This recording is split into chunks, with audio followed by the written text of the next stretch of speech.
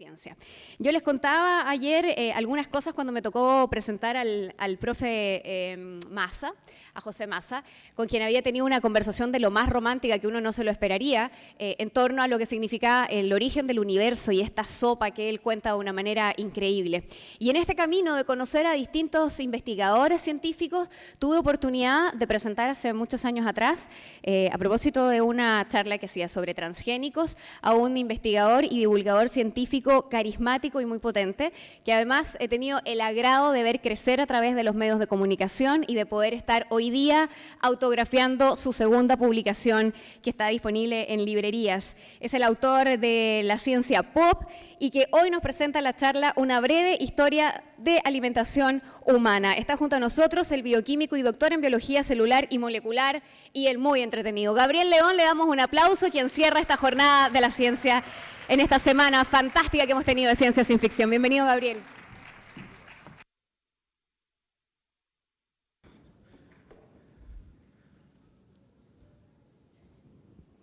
¿Cómo está? Muy bien, gracias. ¿Esto es mío? ¿Es vodka? ¿No? Igual, ya. Era vodka. Muy buenas tardes, muchas gracias por la invitación. Es un placer estar acá con ustedes. Algo veo. ¿Comieron? Ya. Es una muy buena idea haber comido, porque voy a hablar de comida. Y eventualmente les puede dar hambre. Si los comienzan a morder es porque la persona al lado no comió y tiene hambre. ¿Ya? Tengan cuidado con eso. Una breve historia de la alimentación humana. ¿Por qué hablo de comida? Porque todo el mundo come. Y como todo el mundo come, todo el mundo tiene una opinión con respecto a la comida. Y la historia que hay detrás de los cultivos que actualmente comemos es fascinante. Pero desafortunadamente no todo el mundo la conoce. Y yo creo que es tremendamente importante que sepamos, al menos, cuál es la historia que hay detrás de estos cultivos, porque finalmente terminan siendo la historia de nuestra propia especie. Hace más de 10.000 años atrás, 20.000 años atrás, 30.000 años atrás, nuestra especie era cazadora-recolectora. Eso quería decir que ustedes tenían que salir a cazar o recolectar lo que querían comer. ¿Cuántos de ustedes salieron a cazar su desayuno?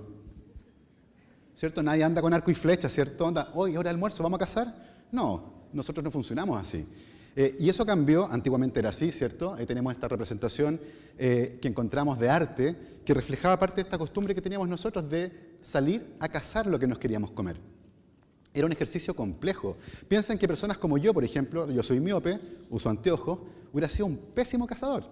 Me hubiera muerto de hambre, ya más soltero. Pues. ¿Quién quiere estar con alguien que no puede cazar? ¿Cierto? Y hace unos años atrás me corté el tendón de Aquiles. De nuevo, un problema gigantesco si ustedes quieren cazar. Y este estilo de vida, que era tremendamente problemático, cambió hace 10.000 años atrás. Hace 10.000 años atrás ocurrió la que es probablemente la revolución más importante en la historia de la humanidad. Y es la revolución del Neolítico. Es la revolución en la cual los seres humanos se aburren, ¿cierto?, de seguir vagando por el mundo y deciden instalarse en un lugar y comenzamos a cultivar y a criar lo que nos queríamos comer. Y junto con eso aparecen también las ciudades y aparece también la propiedad privada. Antes de eso la gente no tenía cosas. Imagínense, ¿se han cambiado de casa? ¿Sí? Algunos sí, ¿cierto? ¿Es una experiencia agradable? No, ¿cierto? Imagínense cambiarse de casa cada 3 semanas. Sería una pesadilla. Entonces, como la gente se movía de campamento en campamento, la gente no tenía cosas. Pero una lata tener cosas. Pero una vez que nos instalamos, comenzaron a aparecer la propiedad privada, aparecieron las casas y aparecieron, por supuesto, los cultivos.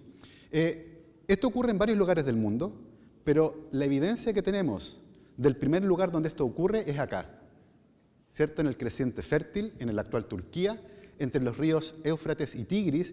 Ahí tenemos los primeros registros arqueológicos de los primeros pueblos y junto con ellos los primeros vestigios de la agricultura. Comenzamos a cultivar plantas para comer. Sin embargo, esto tiene un problema. Del catálogo de plantas que uno puede comer, la inmensa mayoría de ellas son extremadamente tóxicas. Y eso es por algo bien particular. Las plantas carecen de una propiedad que tienen otros seres vivos. Las plantas no pueden desplazarse. Las plantas no tienen garras y no tienen dientes. Y por lo tanto, durante la evolución, las plantas adquirieron una forma más elegante de defenderse. Las plantas intoxican a los que se las quieren comer. Esa es su forma elegante de solucionar ese problema. ¿Conocen esa planta? Se llama manto de Eva. También le dicen oreja de elefante, por razones obvias, ¿cierto? Este es mi primer experimento científico. Yo tenía 6 años, estaba en mi casa en Estación Central, Santiago, jugando con autitos en el jardín de mi casa. Era la hora de almuerzo, parece, y debo haber tenido hambre. Y yo miro esta planta y digo, mira, esta parte que está acá, es el tallo de la planta, parece apio. Y parece que a mí me gustaba harto el apio. Y como tenía hambre, me hice una ensalada y me comí una ensalada de tallos de manto de Eva. Entré a la casa y le dije, mamá, tengo un problema. Tenía la lengua hinchada, espuma en la boca, estaba entero rojo, porque esta planta produce oxalatos de calcio, que es una molécula tremendamente irritante. Y yo no lo sabía. Y después me di cuenta que este fue mi primer experimento científico porque tuvo todos los elementos de una investigación. Tuvo una observación, esa planta se parece al apio. Tuvo una hipótesis, esta planta es comestible. Tuvo un experimento, me comí la planta. Tuvo un resultado, terminé con la boca hinchada, todo rojo, con espuma. Tuve una discusión porque mi mamá me retó por andarme comiendo porquerías. Y después yo difundí los resultados de mi investigación porque le conté a mis amigos. Oigan, no se coman esa planta. Debe haber tenido mucha hambre. Probablemente tenía menos hambre, sí, yo creo que el primer loco que probó las alcachofas, por ejemplo, porque para comerse eso sí que hay que tener hambre. Esas son las alcachofas silvestres, ¿ya? Así que efectivamente esto de tener más hambre que el primer tipo que comió alcachofa es verdad. Horrible la planta. Hay un jardín de plantas venenosas. En Inglaterra tenemos el jardín de plantas venenosas y fíjense lo que dice en la entrada. Estas plantas lo pueden matar. No es broma. Hay otro letrero acá que dice, no toque, huela o coma ninguna planta. Los niños tienen que estar acompañados todo el tiempo. No es que los niños sean acompañamiento de las plantas, no. Ustedes tienen que evitar que los niños se escapen por ahí y toquen una planta. Las plantas de este jardín están en jaulas. Porque ustedes saben que la gente es porfiada. Si usted le dice, no toque la planta, dice, ¿y por qué no puedo tocarla? Y la gente se muere y demandan al jardín. Y no, para evitar problemas, enjaula las plantas, ¿ok?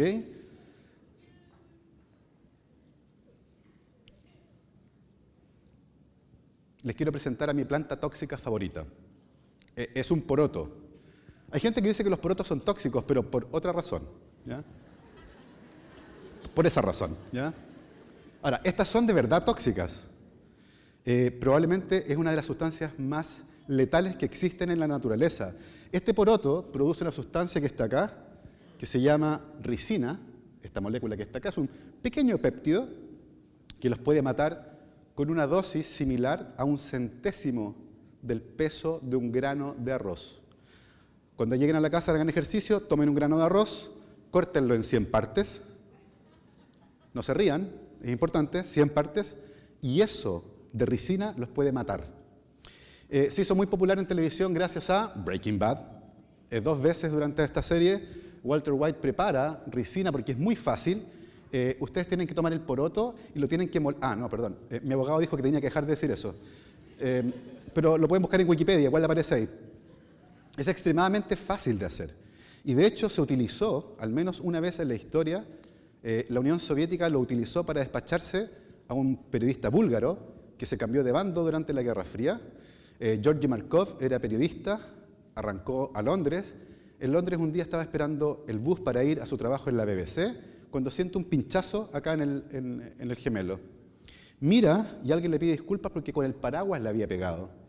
No era un paraguas. Era una escopeta disfrazada de paraguas y a Georgi Markov le dispararon un perdigón de 2 milímetros que estaba untado en ricina. Y el pobre Georgi agonizó durante 3 días y luego murió. Es uno de los primeros casos documentados de uso de ricina, en este caso, para despacharse a un enemigo político. Entonces, si las plantas son tan tóxicas, ¿de dónde diablos salieron las plantas que ustedes comen? Esa es una tremenda pregunta. Ahí tienen a uno de los animales más rabiosos que existen en la naturaleza. El otro es un lobo. ¿Han visto un poodle enojado, no? Son cosas serias, ¿ya? Si en este planeta no hubiera seres humanos, no habría perros. El perro que está acá, y todos los perros que ustedes conocen, son producto de la selección artificial. Los seres humanos hace 30.000 años atrás comenzaron una relación de amistad con el lobo gris europeo y lo domesticamos. Y en ese proceso transformamos al lobo en perro. Fíjense en algo, no tenemos lobos mansos, tenemos perros, que es un animal distinto. El proceso de domesticación cambió físicamente a este animal. También le cambió el carácter. Los perros, ¿cierto?, son menos agresivos que los lobos, pero son más pequeños también, y mueven la cola, y tienen orejas caídas. Darwin describió ese proceso y lo bautizó como el síndrome de la domesticación. La domesticación va acompañada de cambios físicos en los animales y también en las plantas, porque también en el curso de la historia hemos domesticado algunas plantas. Esta es por lejos la planta más importante en la historia de la humanidad, el trigo. Hoy en día, 1/5 de las calorías que se consumen en el mundo vienen de esta planta. Y esa planta no existía en la naturaleza. ¿Cuál es el origen del trigo actual? Bueno, hace miles de años atrás hubo una fiesta de trigos que se salió de control.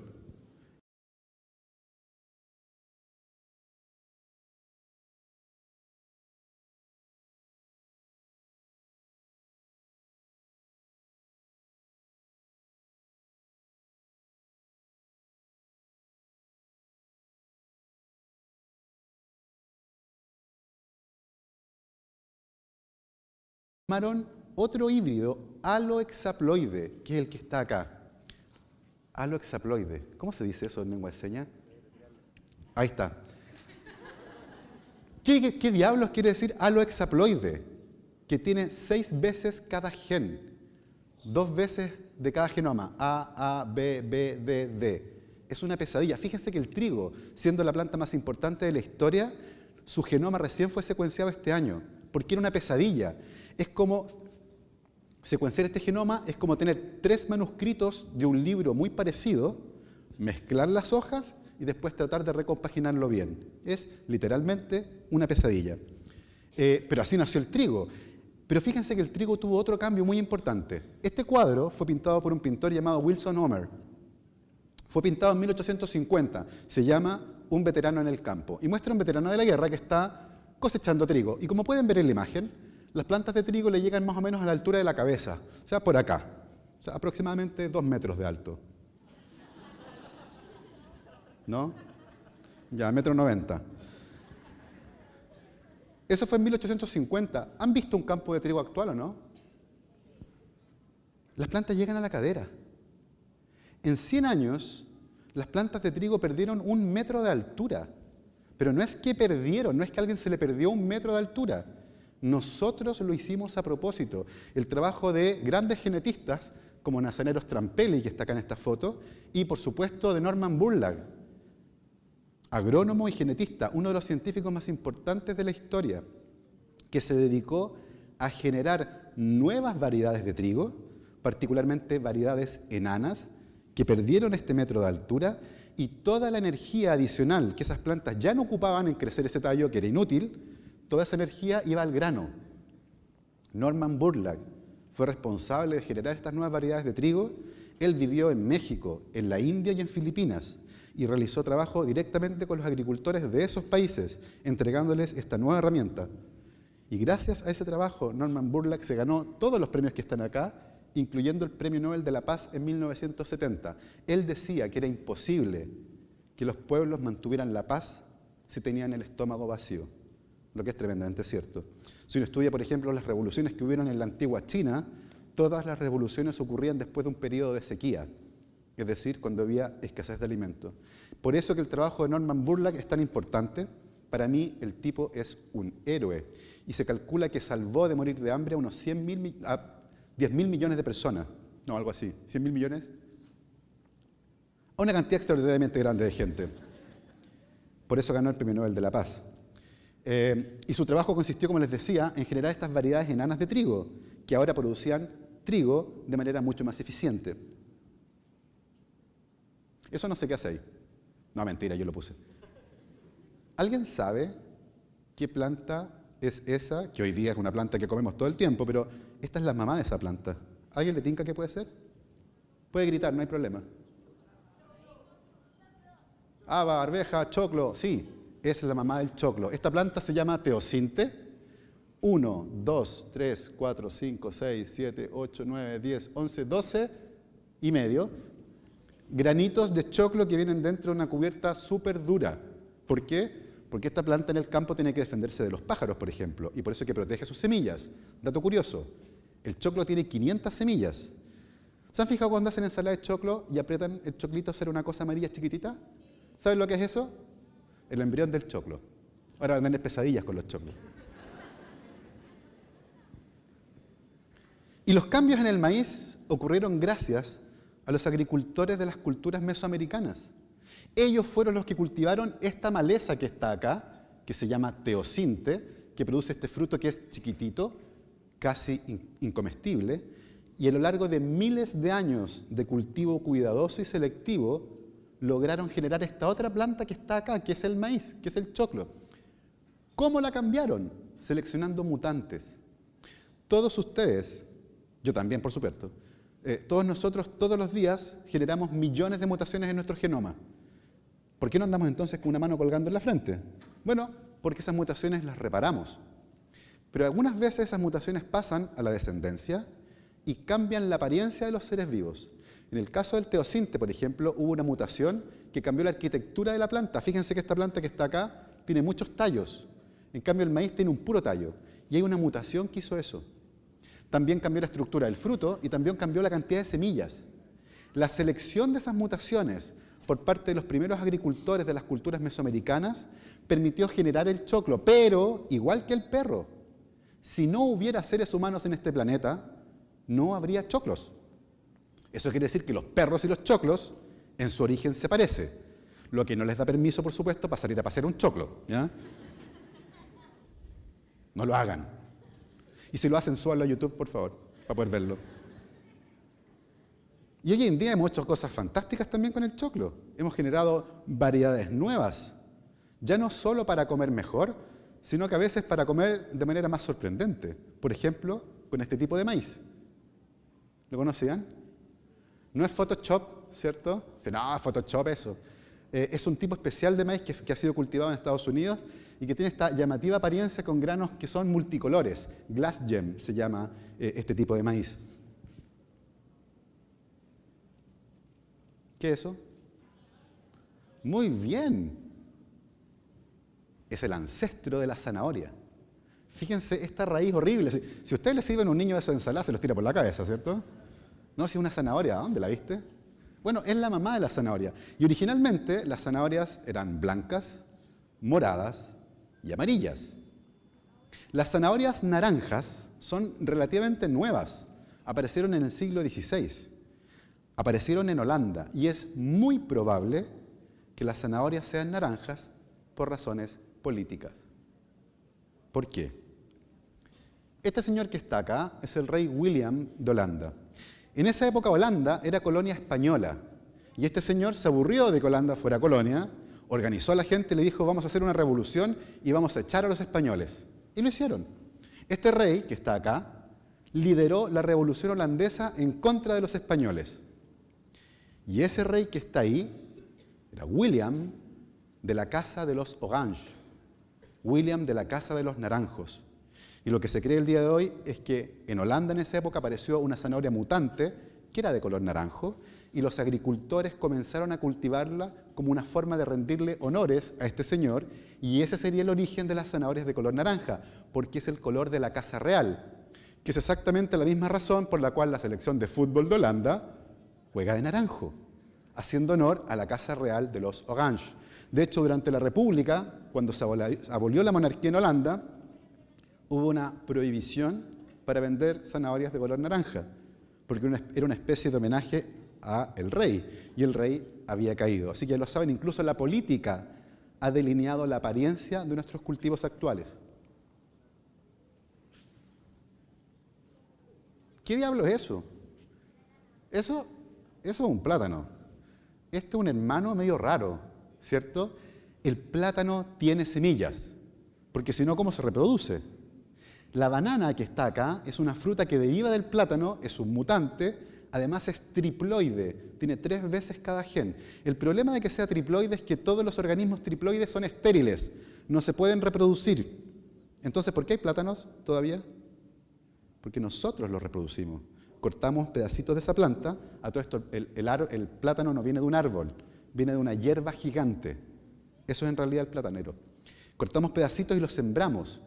Eso quiere decir que son genéticamente idénticos entre ellos. Todos los plátanos del mundo son clones. Y como son triploides, no tienen semillas. Esas cositas negras que ustedes ven dentro son óvulos abortados. Es completamente estéril. Es algo parecido a lo que pasa con la uva sin pepa. ¿Se han preguntado cómo es posible que haya uva sin pepa si la pepa es la semilla? Y sin la semilla no hay reproducción. Bueno, porque nosotros los cultivamos. Si en este planeta nosotros, ¿cierto? Como en la película, yo hiciera así, pero yo soy más malo que el de la película y desaparecen todos, no la mitad. La uva sin pepa desaparece. ¿Quién diablos la va a cultivar? ¿Ya?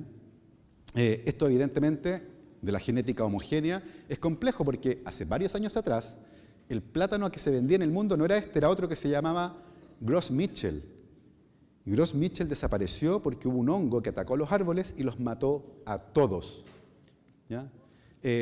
Fusarium, que fue el hongo que hizo eso, volvió a aparecer en Panamá ahora y es probable que en algunos años más este banana, que es la banana Cavendish, que es probablemente una de las frutas más populares del mundo, tenga que ser reemplazada por otro cultivo, porque es tremendamente susceptible al ataque de este hongo.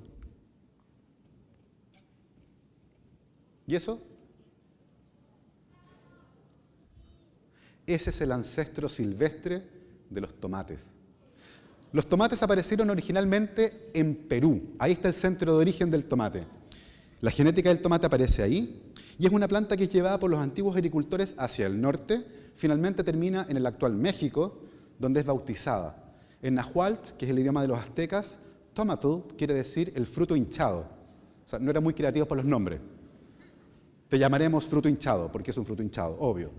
Y el cultivo selectivo de este alimento permitió transformarlo y convertirlo en lo que conocemos hoy. Cuando Colón llegó a América, se encontró con varias cosas interesantes.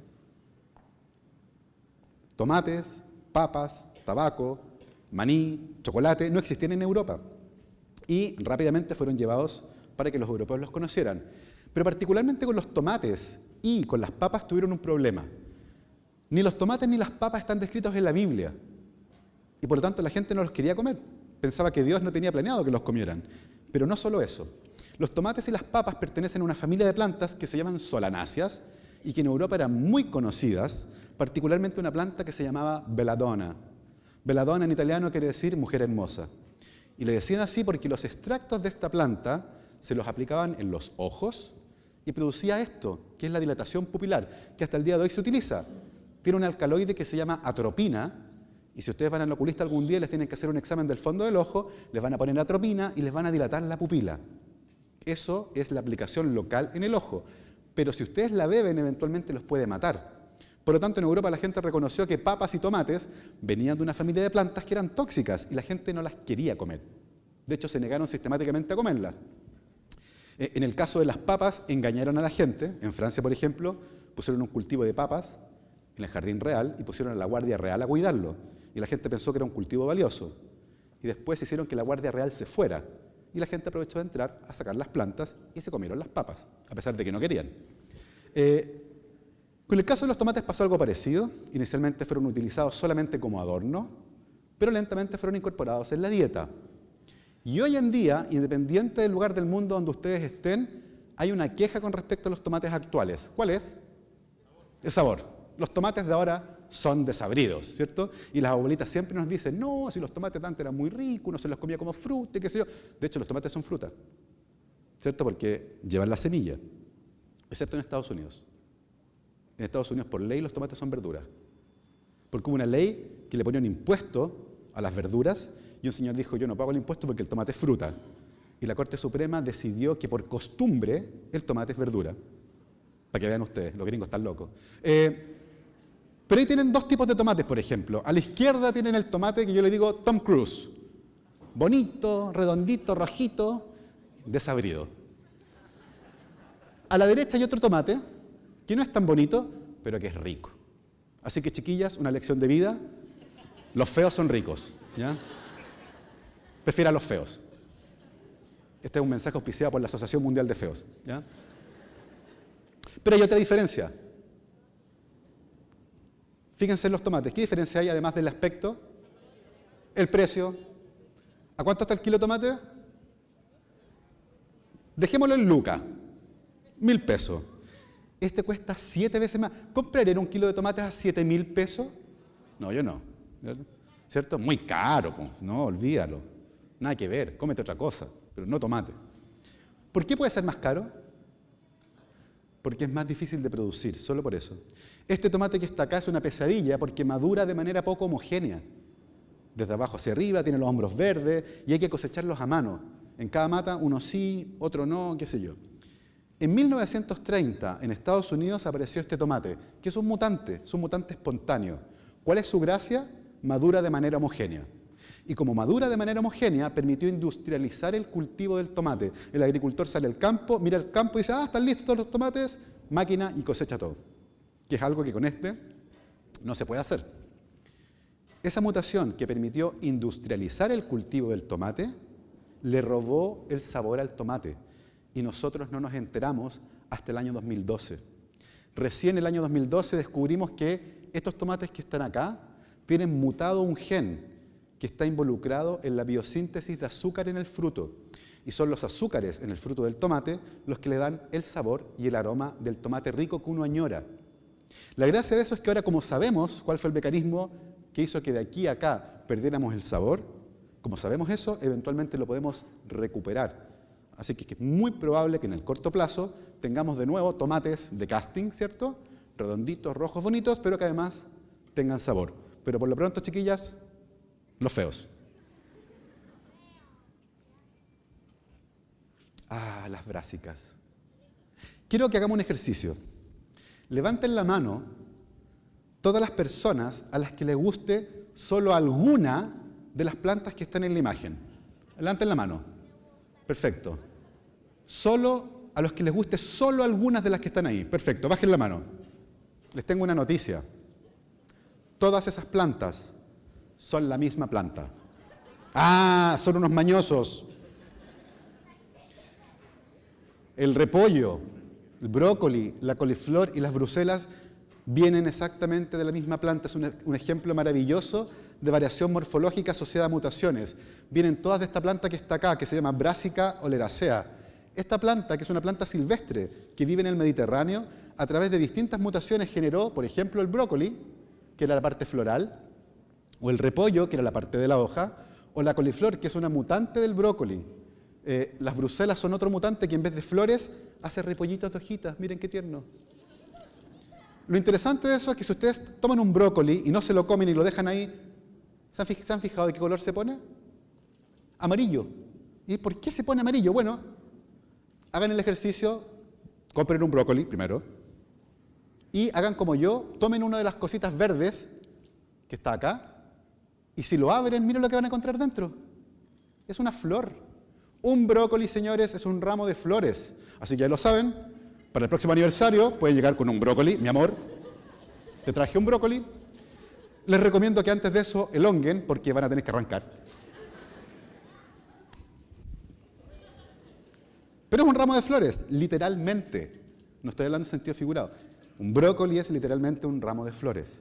Y todas esas plantas vienen, como les decía, de esta planta que está acá. Yo tengo un amigo que es físico, odia todas estas plantas, odia el brócoli, odia la coliflor, las odia, y me dice que lo primero que hay que hacer cuando se invente el viaje en el tiempo es ir al pasado y destruir esta planta, para que no existan repollos, coliflores, brócoli y todas esas cosas que a él le cargan. A mí me gustan en todo caso, así que no lo vamos a dejar que lo haga. Pero esa es la historia. Un brócoli es un ramo de flores comestible. Cristóbal Colón nunca comió brócoli, porque era muy mañoso. No, mentira. Porque en la época de Colón no existía el brócoli. Es una planta que es posterior. Hagan el ejercicio un día y busquen cómo era la dieta en la época medieval. Y era más o menos fome, no había muchas cosas. La dieta ha cambiado mucho en los últimos años. Parte importante por esto. Ese es el trabajo nuestro, de ir modificando los alimentos y de ir generando variedades nuevas, que son más grandes, más sabrosas, más redonditas, más rojitas, más jugosas. Eso que parece una frambuesa es una frutilla. Esa es la famosa frutilla europea. Es una porquería de este porte. Es chiquitita. Es rojita, es sabrosa, pero es pequeñita. Y voy a hablar de frutillas particularmente porque tienen mucho que ver con Concepción.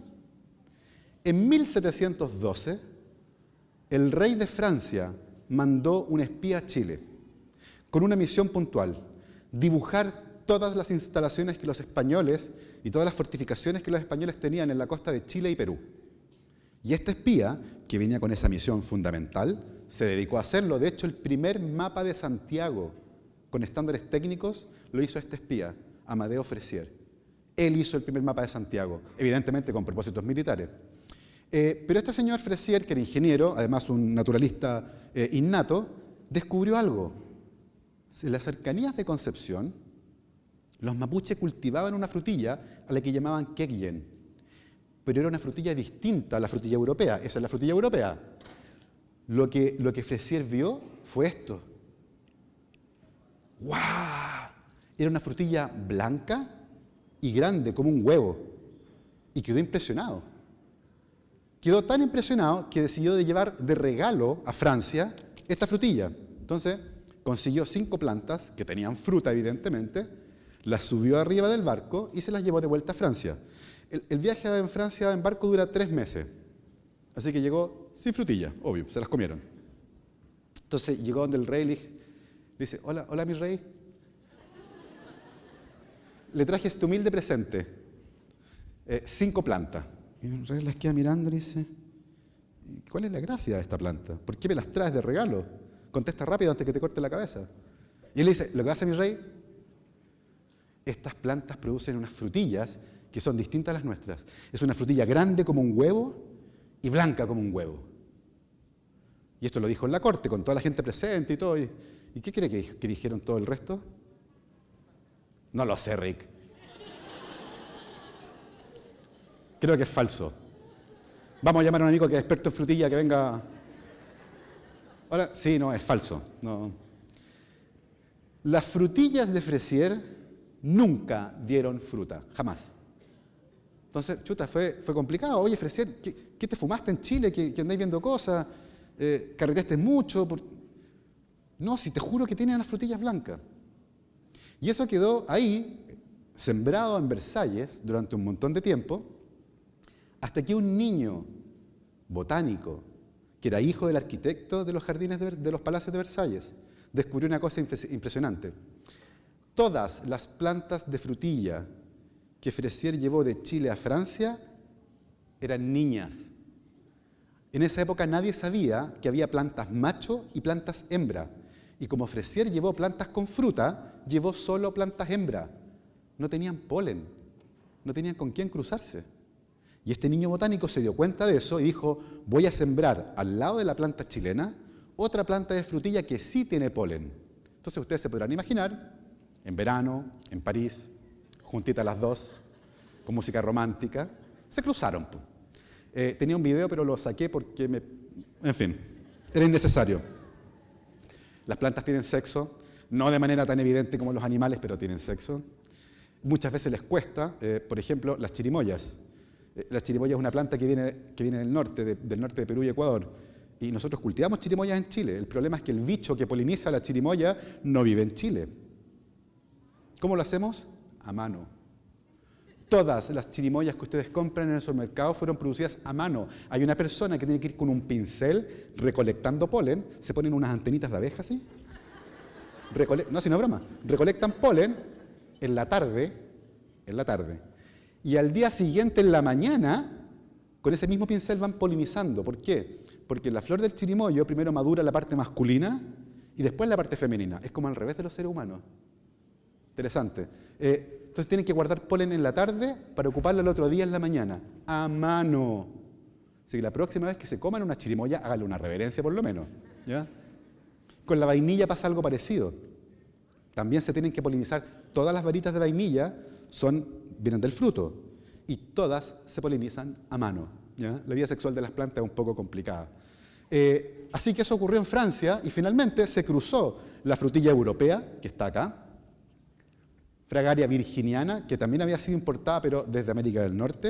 Entonces esta frutilla pequeñita se fue cruzada con la frutilla blanca grande chilena, que todavía la podemos encontrar, particularmente en la zona de Purén y Contulmo. De hecho, en Contulmo tienen la semana contulmana, que no era lo que yo pensaba al principio. Después me explicaron bien, no, sí, es contulmana, con L. Ah. Y de ese cruce apareció la frutilla comercial que ustedes conocen. Y eso recién ocurrió en 1765.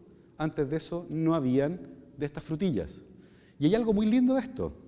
Eso quiere decir que la mitad del genoma de la frutilla comercial es chileno.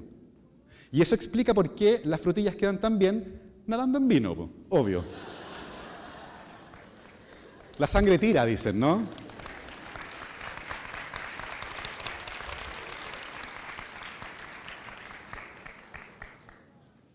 Todo gracias a que el rey de Francia manda un espía a Chile.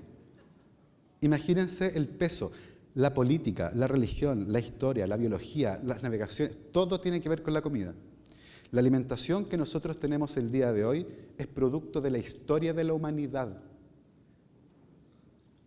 Nada de esto existía.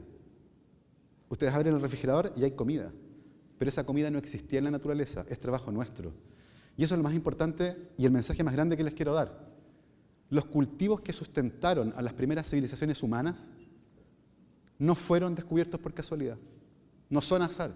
Estos cultivos aparecen a través de un complejo proceso de coevolución, un proceso de domesticación, donde los caracteres deseables, por ejemplo, mejor sabor, mejor color, mejor aroma, menos espina, menos amargor, fueron seleccionados y propagados por los primeros agricultores.